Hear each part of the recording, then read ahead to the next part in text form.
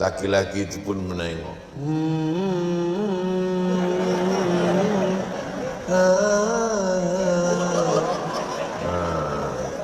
Gitulah agak-agaknya kalau kalian buatkan video soundtracknya. Dah pas masuk dia ke dalam, semana nak mau kau sama dia? Tadi ku sangka putih, rupanya macam kuali gitu, tak jadi lama.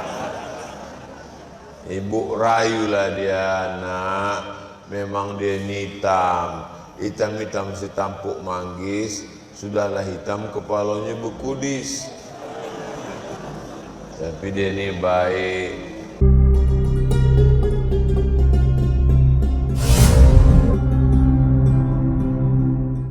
Di Ramadan ini banyak-banyak beristighfar.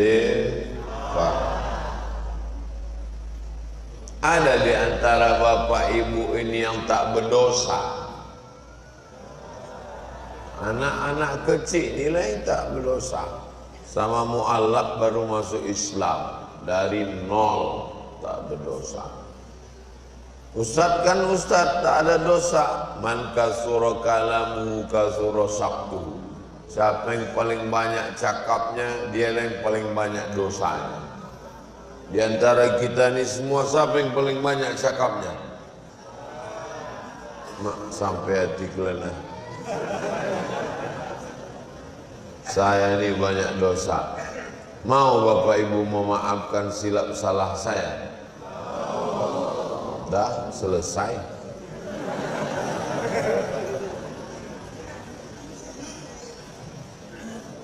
Enam 21.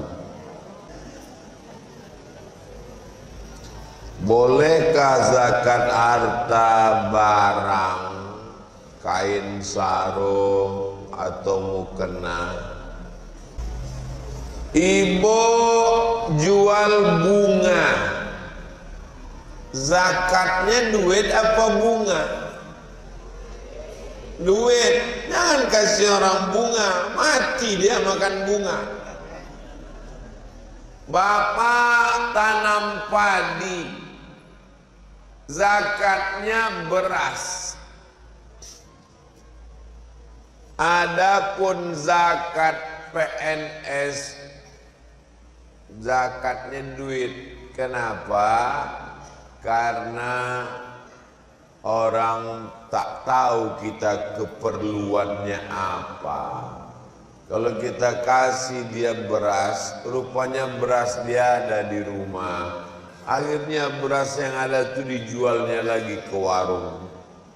Tapi kita udah tahu orang ini, sudah lama bertetangga sama dia. Ini kalau kita kasih duit, ini habis dibelikannya ke sembako. Bagus. Ini kalau kita kasih duit, dipakainya main judi online. Kalau kita kasih duit, nanti dipakainya main judi gaple. Maka kalau kita tahu 99,9%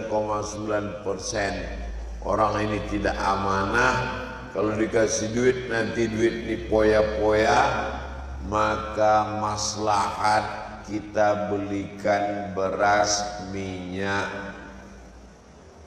sembako supaya dia jangan menggunakan duit itu untuk yang haram. Tapi hukum asalnya membayar zakat itu adalah duit. Karena kita tak tahu keperluan orang. Jadi tengok dulu tetangga yang mau kita kasih zakat itu. Jelas? Jelas insyaallah. Bagaimana kalau non muslim nikah dengan muslim, tapi waktu nikah muslim sudah nikah ibadahnya masing. Semana ceritanya nih?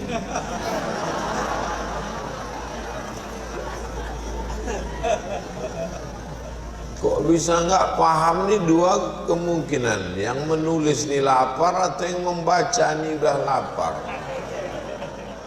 Bagaimana kalau non muslim menikah dengan muslim? Zina. Hukum nikah Indonesia pakai kompilasi hukum Islam Indonesia. Tidak ada KUA di Indonesia yang mau menikahkan muslim dengan tak Islam. Karena syarat mempelai laki-laki dan perempuan muslim muslimah. Kalau sampai nikah, maka sejak dia serumah sampai dia pisah zina tiap hari. Jangan kasih anak nikah. Tapi waktu nikah muslim. Oh, waktu nikahnya muslim. Pas ditengok Pak Kua, mana KTP? Nih, waktu nikah muslim. Habis itu nikah sebulan dia murtad.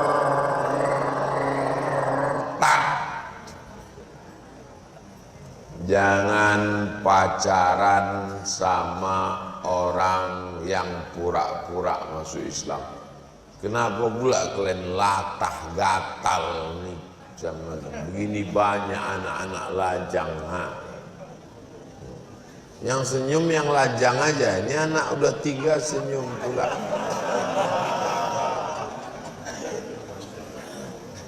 Jaga anak ya Bu. Ini modus pemurtadan. Pura-pura masuk Islam, pura-pura potong senapan angin. Tapi nanti sesudah nikah, sudah anak 3 murtad. Saya di kantor Basnas, baru pulang dari Mesir nih, baru pulang dari Maroko. Datang kata Pak Ketua Basnas, Ustadz Somad, Ustadz tak usah ikut rapat. Kenapa gitu Pak Ketua? Ada 2 orang itu di depan, bapak-bapak tua-tua, umur-umur 70, mau konsultasi sama Ustadz. Jadi saya tak usah ikut rapat, Ustadz tak usah rapat, jawab aja pertanyaan orang itu. Datanglah saya. Ada apa Pak Haji, Bu Haji? Apa yang bisa saya jawab, Bu?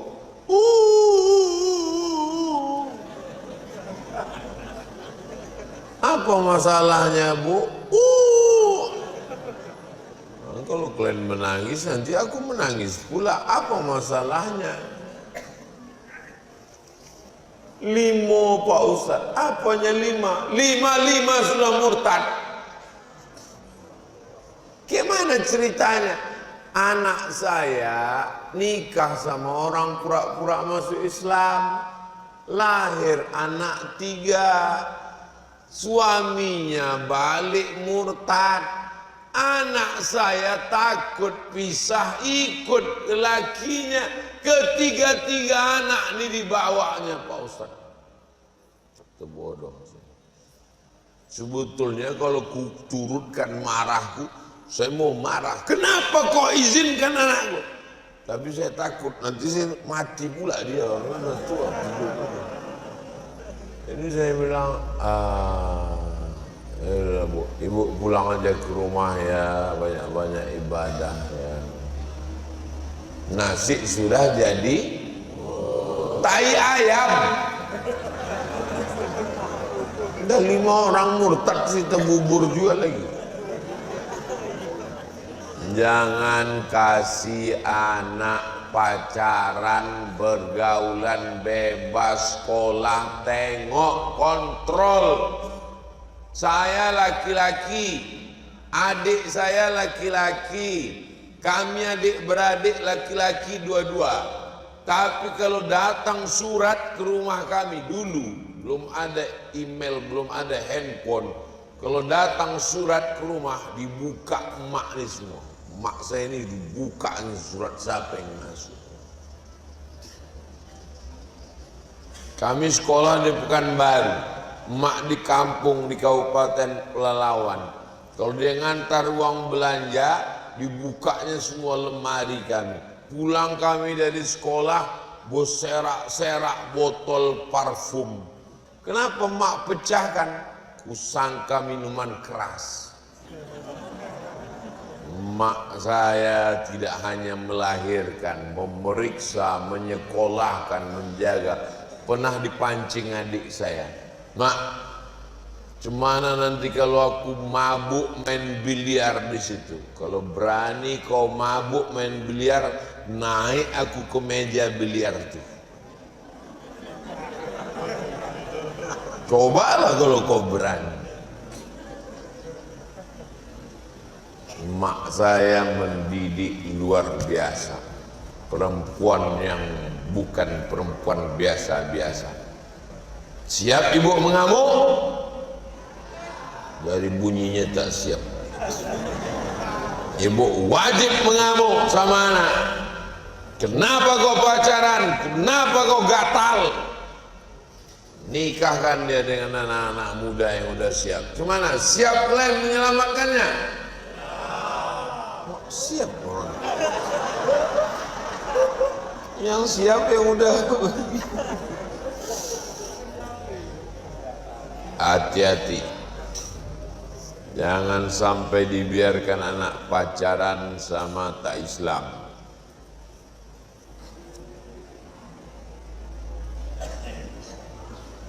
Apa yang harus kita lakukan supaya selamat dari sifat iri dan dengki? 5 yang harus kita lakukan supaya jangan kita iri. Yang pertama, yakini bahwa nikmat yang datang itu dari Allah. Tetangga kita rumahnya lebih bagus, mobilnya lebih mahal, itu datang dari apa pula? Dari tuyul. Datang dari Allah. Kita yang iri, dengki, hasad berarti rusak tauhid kita. Rumah tetangga bagus, kenapa pula kita yang demam? Dia beli kulkas baru, kenapa pula kita yang kedinginan? Itu semua datang dari, itu yang pertama, tauhid. Yang kedua, ucapkan selamat. Selamat ya, kulkas baru, selamat.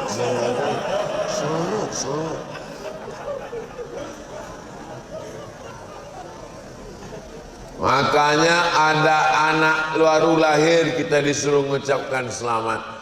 Barakallahu laka fil mahum wa syakartal wahib wa rizikta birrahu wa balagha asyuddahu. Datang acara akikah anaknya, nikah anaknya sama anak kita, sama-sama satu sekolah, sebaya, sama-sama kuliah, sama-sama kerja. Anak dia duluan nikah. Datang, naik ke atas pentas, ucapkan barakallah lakuma. Kenapa kita mesti ada? Kau datang anak Syanu, aku tak datang, sakit kali hati anak. Kenapa pula anak dia duluan nikah? Jangan pakai pelet ini. Yang pertama, yakini itu datang dari Allah. Yang kedua, doakan. Yang ketiga, doakan waktu selesai tahajud malam. Ya Allah, ini tetanggaku, ya Allah, dia baru beli mobil, sakit kali hati.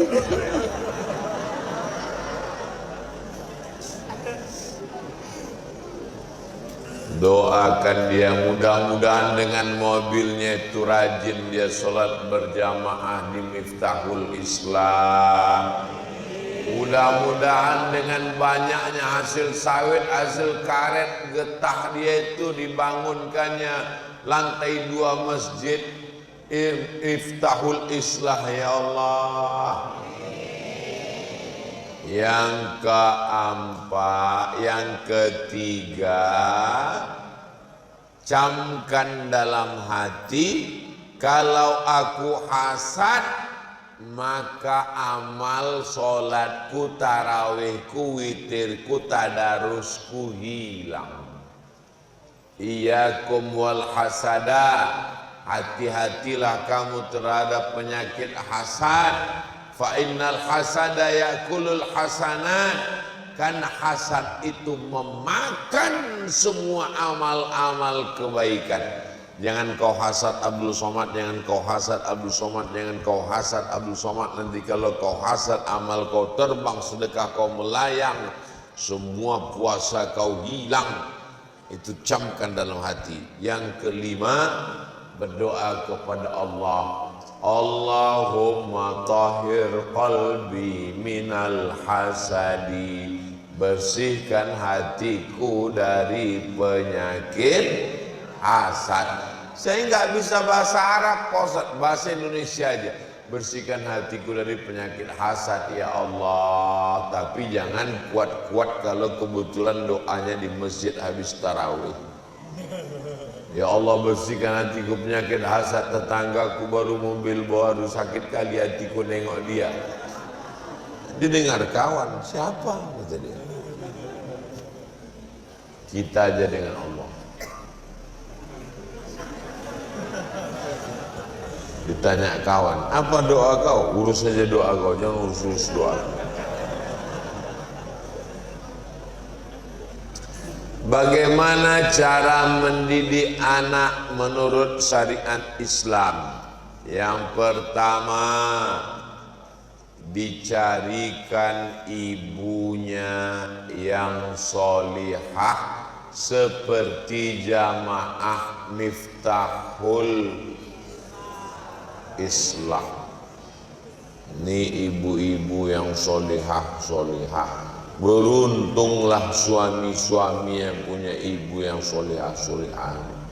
Jilbabnya panjang. Entah hari ini aja, wallahu a'lam. Yang kedua, setelah dapat ibunya yang baik, dikasih makan yang halal. Jangan kasih anak makan haram, duit, tipu, bohong, korupsi, sogok. Kenapa?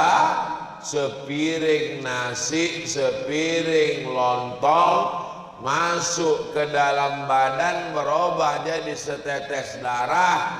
Setetes darah naik ke otak, otaknya jadi jahat. Nasiyatin kazibatin khati'ah, otak bagian depan pembohong, penjahat, gara-gara makan haram. Pertama, cari ibunya yang baik. Yang kedua, kasih makan yang baik. Yang ketiga, didik dengan pendidikan yang baik. Kami tak bisa memasukkan anak ke pesantren, jauh, mahal. Masukkan segera ke pesantren Darul Ihsan. Tadi cuman sebentar kali kami tadi dari Darul. Berapa kilo ke sini Bang Ihsan? 3 kilo sampai ke Darul Ihsan.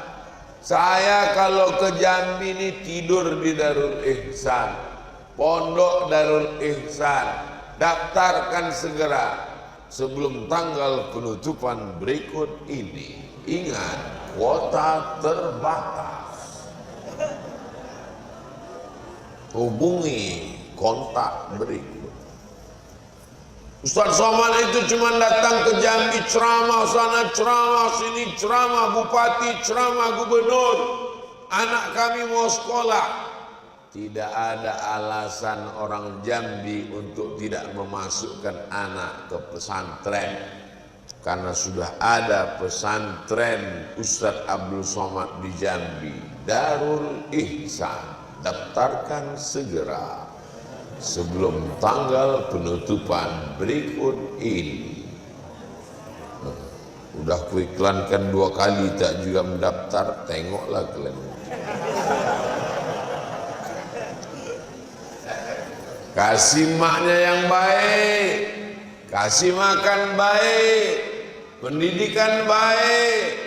Keempat, nikahkan dengan orang baik. Nah, tadi ku tengok ada jamaah anak muda yang datang pengajian Ustaz Somad di Miftahul Islah tadi yang baik.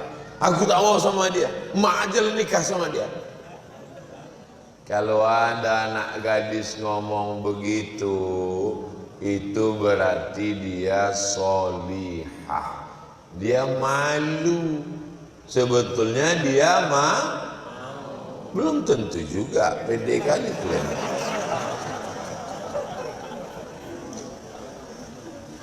Anak perempuan itu ditanya sama bapaknya, bapaknya segan masuk ke kamar anak gadisnya, dikirimlah utusan ke dalam. Nah, itu ada anak lajang, anak jamaah Masjid Miftahul Islah, mau kau sama dia?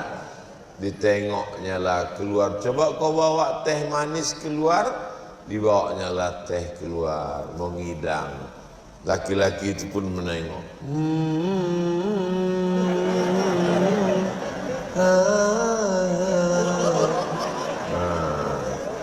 Gitulah agak-agaknya kalau kalian buatkan video soundtracknya.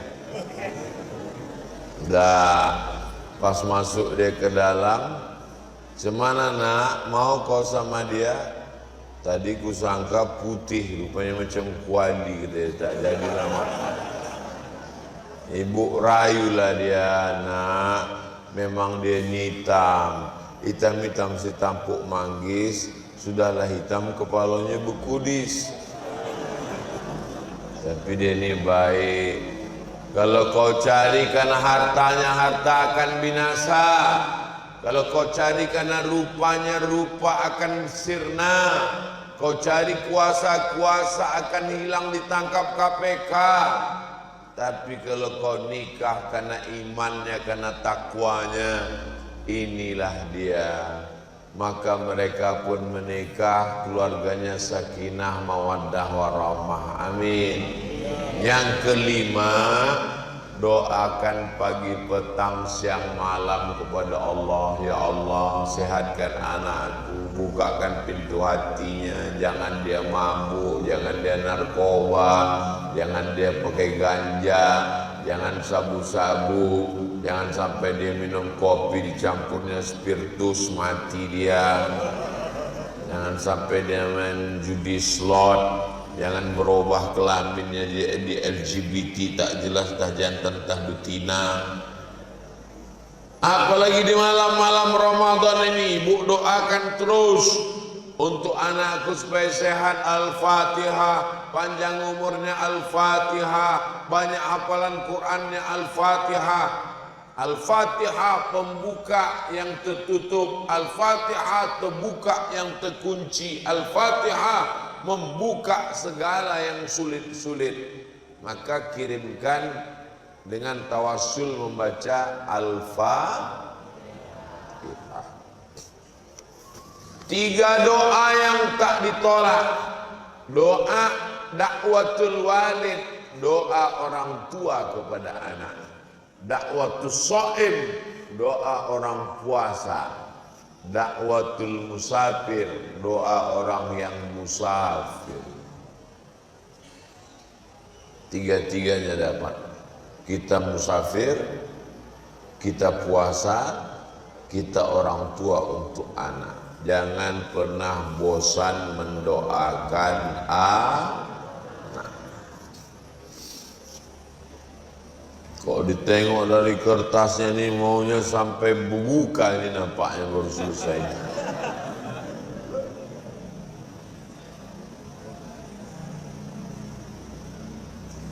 Apa yang bisa menggugurkan iman, Pak Ustadz? Udah ku jelaskan tadi ya. La yazni zani hina yazni wa huwa mu'min. Orang yang berzina imannya lepas. La yasriqu sariqu hina yasriq wa huwa mu'min. Orang yang mencuri imannya lepas. La yasribu syaribu hina yasrabu wa huwa mu'min. Orang yang minum khamar imannya lepas. Orang yang meninggalkan sholat imannya lepas. Orang yang tak puasa imannya lepas. Jangan sampai rusak akidah. Mudah-mudahan kita istiqomah. La ilaha illallah Muhammadur Rasulullah sallallahu alaihi wasallam. Kalimatu haqqin 'alaiha nahya wa 'alaiha namutu wa biha nub'atsu insyaallah.